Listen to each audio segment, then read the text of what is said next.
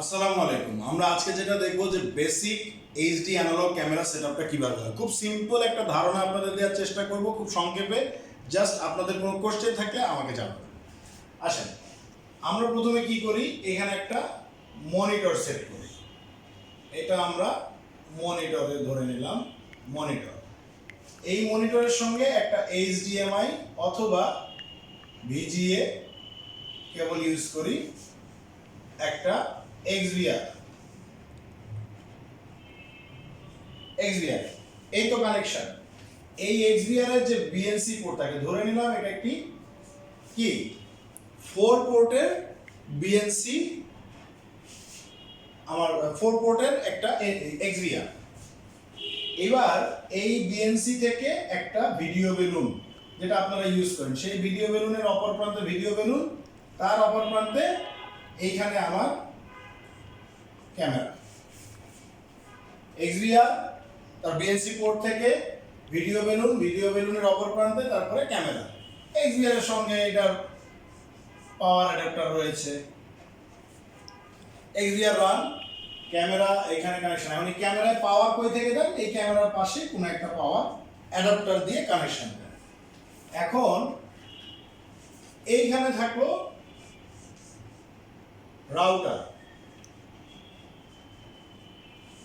এইবার যদি আমরা দেখি এই রাউটার থেকে আমরা কিভাবে কানেকশনটা নিয়ে যাচ্ছি, এই রাউটার থেকে আমরা এই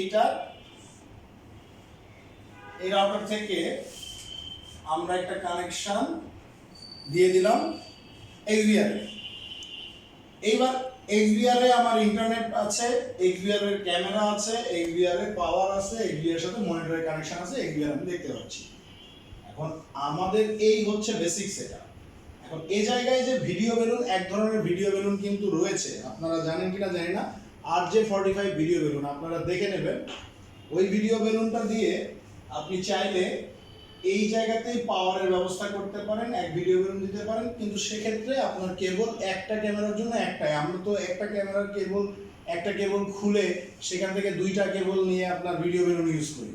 আর ওই ক্যামেরা ইউজ করলে আপনাকে অ্যানালগকে আসলে পিওই সিস্টেম করার মতো, আমাকে নক করবেন, আমি আপনাদের ডিটেলস ওটা বুঝাই দেবো। সেইটা আপনার পিওই সিস্টেমের মতো অ্যানালগ ক্যামেরাকে করার একটা পসিবিলিটিস আছে, কিন্তু সেটা ক্যামেরার কোনো ফাংশন পরিবর্তন হবে না। তো এই কানেকশনে আপনার একটা basic HD analog camera setup চলে। এবার আপনি কোনো প্রবলেমে যদি পড়েন, আপনি আমাকে ল্যাপটপ কানেকশন দেবেন। কিভাবে দেবেন?